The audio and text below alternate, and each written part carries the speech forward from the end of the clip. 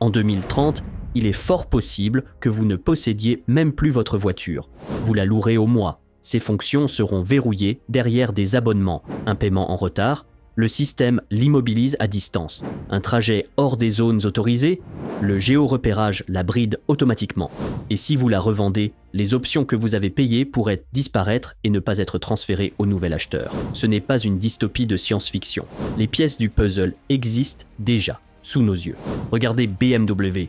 Ils ont testé un abonnement à 15 livres par mois pour débloquer des sièges chauffants, qui étaient pourtant déjà physiquement installés dans la voiture.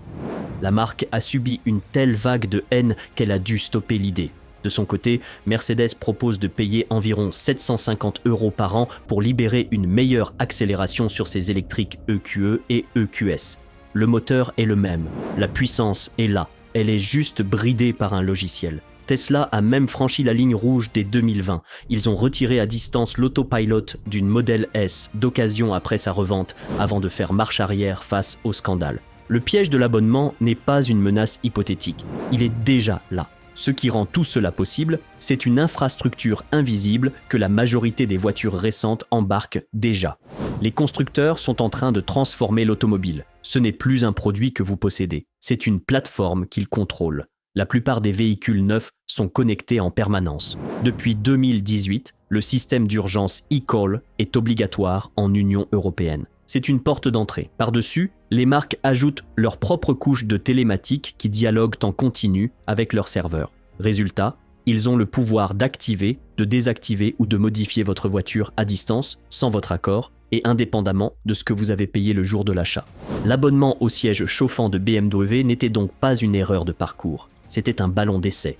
Lancé au Royaume-Uni, en Allemagne et en Corée en 2022, le programme a été stoppé en 2023 car les clients avaient, à juste titre, l'impression de payer 2 fois. Mais attention, l'infrastructure, elle, n'a pas disparu. Chaque BMW produite depuis 2020 embarque le matériel prêt à être verrouillé dès que la marque décidera de retenter le coup. Mercedes va encore plus loin avec son abonnement de puissance. Libérer 20% de chevaux supplémentaires par logiciel, c'est avouer que la voiture est vendue bridée volontairement. L'objectif est limpide, transformer des capacités techniques déjà présentes en une rente financière éternelle. Enfin, l'affaire Tesla illustre la menace pour le marché de l'occasion. En 2020, un client nommé Alec achète une Model S d'occasion chez un tiers. La voiture avait l'autopilote complet, une option à 8 000 $. Quelques jours après la vente, Tesla réalise un audit à distance et supprime les options. D'un clic, la voiture a perdu 8 000 $ de valeur. Sous la pression médiatique, Tesla les a rétablis en prétextant un problème de communication. Mais le message est passé. Un constructeur peut désormais entrer dans votre garage virtuellement et modifier votre propriété. Ce basculement ne se fera pas d'un coup. Il avance fonction par fonction, en silence, et il accélère. Oubliez les scandales médiatiques un instant. Il y a une réalité plus diffuse, plus quotidienne et donc plus dangereuse. Les abonnements qui s'installent dans la routine jusqu'à devenir la norme. Chez BMW, les services Connected Drive illustrent parfaitement cette méthode. Trafic en temps réel, commande vocale, fonction à distance. Tout cela bascule en payant après une période d'essai. Vous pouvez avoir payé votre navigation haut de gamme à l'achat et découvrir 2 ans plus tard que les mises à jour ou l'infotrafic se coupent si vous ne repassez pas à la caisse. Le matériel fonctionne, les données existent, mais l'accès est verrouillé. La voiture vous rappelle qu'elle n'est plus un objet à vous, mais un terminal de paiement. Volkswagen suit exactement le même schéma avec WeConnect. Climatisation à distance, localisation du véhicule, rapport de santé, tout finit par devenir payant. Le plus rageant, c'est quand la facture touche des fonctions qui reposent sur la connexion de votre téléphone. Vous payez déjà votre forfait mobile et on vous demande de payer encore pour activer une fonction que votre voiture est techniquement capable de faire. C'est la double peine. Mercedes, eux, empilent les options numériques à la carte. Assistants vocaux, éclairage d'ambiance supplémentaire, des fonctions purement logicielles bloquées derrière des abonnements. Certains propriétaires finissent par lâcher des centaines d'euros, année après année, juste pour garder leur voiture à jour. Mais c'est Toyota qui a testé la frontière la plus absurde, le démarrage à distance via la clé. En 2021, des propriétaires ont découvert que cette fonction basique, appuyée sur un bouton de sa clé physique, était liée à l'abonnement aux services connectés. Pas d'abonnement, La clé ne démarre plus la voiture à distance. Face au tollé, ils ont reculé, mais le message était clair. Même une onde radio entre votre main et votre voiture peut devenir une source de revenus. Derrière ces cas concrets, la logique économique est implacable. Les cabinets de conseil promettent aux constructeurs des milliards de revenus annuels d'ici 2030 grâce à ces abonnements. Attention, on ne parle pas d'argent généré par une innovation technologique majeure. On parle de louer en continu des capacités qui sont déjà dans des voitures vendues entre 20 000 et 80 000 euros. En résumé, on ne vous vend plus une voiture, on vous vend un accès. Et tout est fait pour transformer cet accès en une rente éternelle. Les abonnements au siège chauffant, ce n'est que la partie émergée de l'iceberg. Le mécanisme vraiment dangereux est plus discret, plus structurel et surtout, il est déjà installé. Ce qui compte, ce n'est pas ce qu'on vous facture aujourd'hui, mais l'architecture technique qui permettra de tout vous facturer demain. La majorité des voitures neuves sont connectées en permanence. Depuis 2018, le système d'urgence eCall est obligatoire dans toute l'Union européenne. Officiellement, c'est pour appeler les secours en cas d'accident. Mais les constructeurs ont utilisé cette porte d'entrée pour empiler leur propre couche de surveillance. Vos voitures dialoguent en continu avec les serveurs des marques. Cette connexion leur donne le pouvoir absolu, activer, désactiver ou modifier votre véhicule à distance. La démonstration la plus éclatante, ce sont les mises à jour à distance. Tesla a ouvert la voie, suivi par Volkswagen, BMW et Ford. Une mise à jour peut améliorer une fonction, c'est vrai, mais comme Tesla l'a prouvé, elle peut aussi en supprimer une. En clair, les capacités de votre voiture peuvent changer du jour au lendemain, sur simple décision prise dans un bureau à 5000 km de chez vous. Certains acteurs exploitent déjà ces outils. Des sociétés de leasing utilisent le géorepérage GPS pour surveiller les contrats. Vous louez une voiture pour une zone précise. Si vous franchissez la frontière invisible, le système alerte l'entreprise. L'immobilisation à distance n'est pas encore la norme, mais la capacité technique, elle, est prête. Regardez le cas de la Renault Zoé et de la location de batterie. Le contrat donne explicitement à la marque le pouvoir de limiter l'autonomie ou de bloquer la recharge en cas d'impayé. Même si c'est rarement utilisé, le précédent juridique est là. L'intervention à distance pour des raisons financières est actée. Et puis, il y a vos données. Ce que votre voiture collecte ne sert pas juste à améliorer le service. Ça devient un outil de facturation et de dressage. En Allemagne, BMW a testé des assurances basées sur le comportement. Accélération, freinage, horaire de conduite, tout est surveillé. On vous vend ça comme une récompense pour bonne conduite. Mais beaucoup y voient un système de pénalités déguisé où conduire normalement finira par vous coûter plus cher. Au Royaume-Uni, les assureurs font pression pour généraliser cette télématique. Le but ? Ajuster le prix de votre risque en temps réel. Votre assurance ne serait plus un contrat fixe, mais un abonnement dynamique qui change selon la façon dont vous prenez vos virages. Quand on met tout ça bout à bout, on comprend que le sujet dépasse largement quelques options payantes. On assiste à une redéfinition totale du mot « posséder ». C'est là que toutes les pièces s'emboîtent pour former une mécanique effrayante. Quand vous combinez contrôle à distance, abonnement et surveillance, le mot « propriété » se vide de son sens. Et les voitures électriques sont l'accélérateur idéal pour ce système. Pourquoi ? Parce qu'elles vous rattachent vitalement à l'écosystème de la marque. Prenez les superchargeurs Tesla. Pour charger, votre voiture doit s'authentifier auprès des serveurs de l'entreprise. Si votre compte est bloqué, s'il y a un litige sur une facture ou si l'accès vous est refusé pour une raison X ou Y, vous ne chargez pas. Vous pouvez vous retrouver dans cette situation absurde où une voiture à 50 000 € devient un presse-papier inutile, simplement parce qu'un serveur a refusé de lui parler. Volkswagen pousse aussi ses modèles ID dans cette logique. Il jure que les mises à jour de sécurité resteront gratuites. Mais quand le confort et la performance dépendent de packs payants, la frontière devient floue. Que se passe-t-il le jour où vous arrêtez de payer ? Votre voiture régresse. Le cœur du problème touche aussi la réparation. Sur beaucoup de véhicules électriques modernes, changer une batterie exige une authentification numérique. La nouvelle pièce doit être mariée au véhicule via les serveurs officiels. Les garagistes indépendants se retrouvent bloqués. Ce n'est pas une contrainte technique, c'est un choix économique. La marque s'assure que vous soyez obligé de passer par son réseau agréé. L'exemple le plus explicite reste Renault, avec sa fameuse location de batterie. Sur la Zoé, vous pouviez acheter la voiture, mais louer la batterie.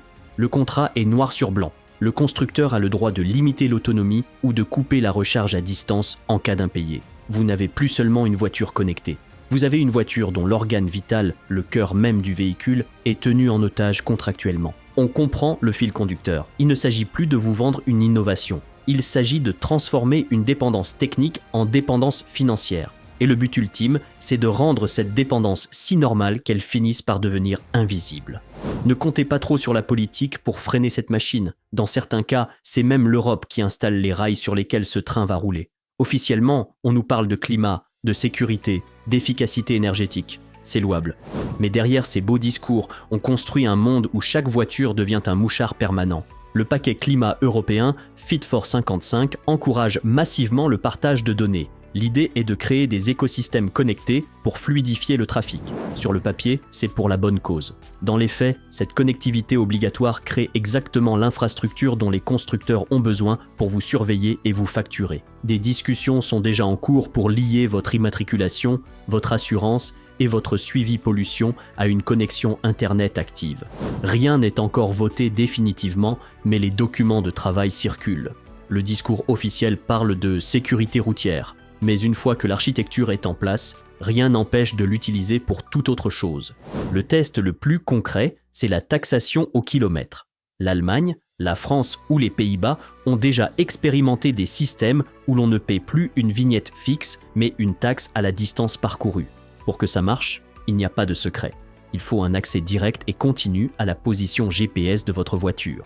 On vous promet que la vie privée sera respectée. Mais techniquement, la surveillance doit être totale pour que la facturation soit juste. La trajectoire est claire. Des véhicules connectés, surveillés en permanence, avec un accès centralisé aux données.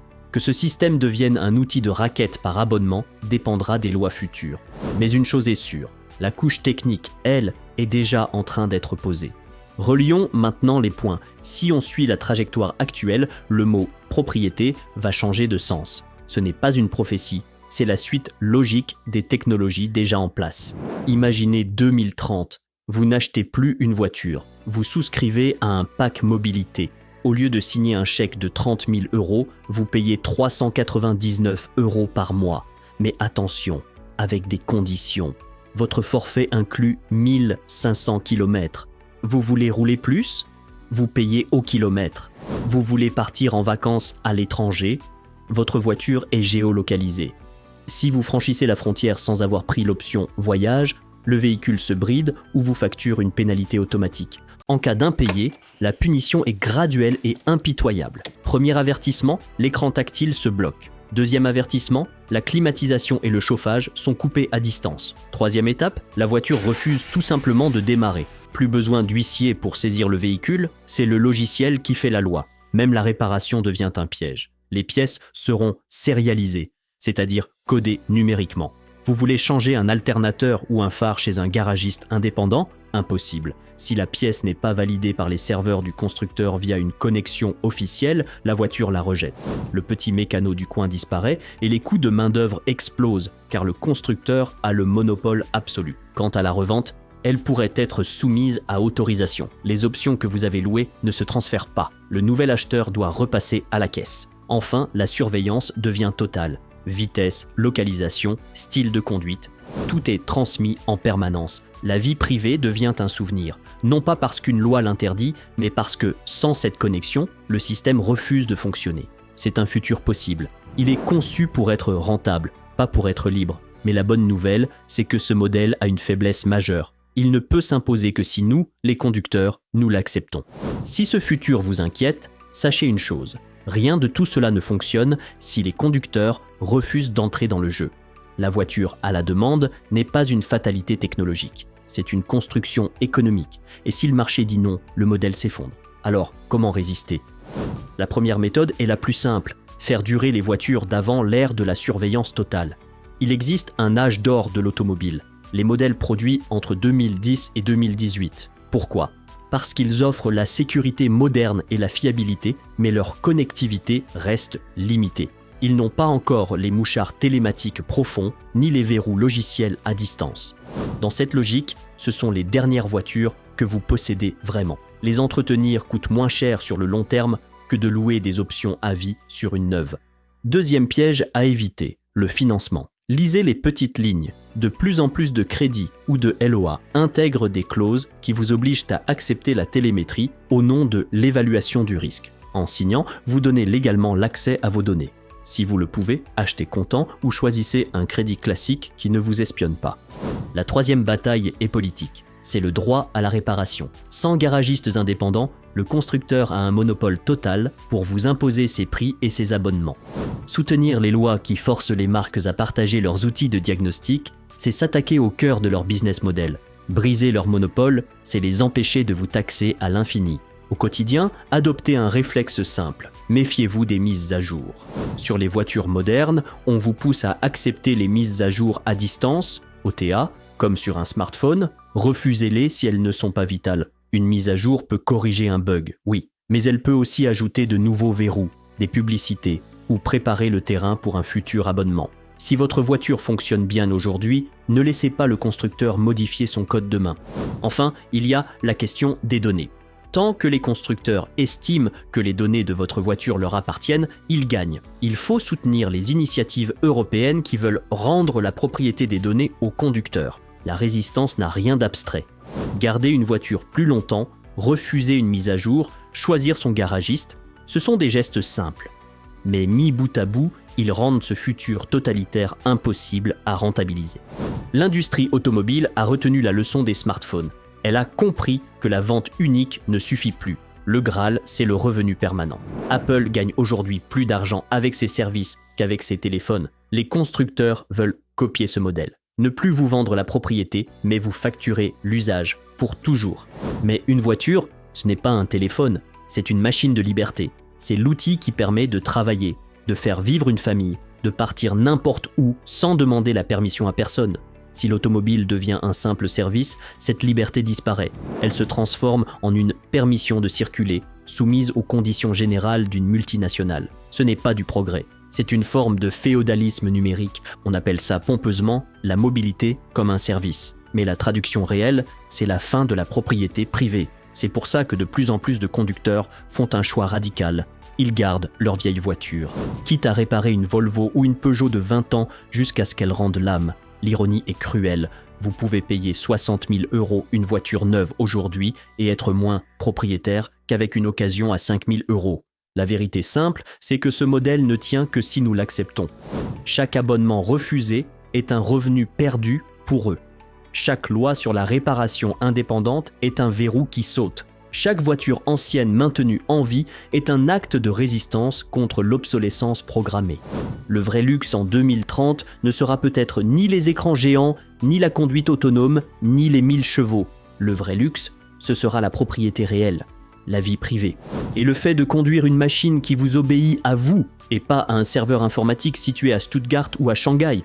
L'avenir qu'il nous prépare n'est pas inévitable, il est conçu. Et tout ce qui est conçu peut être contesté.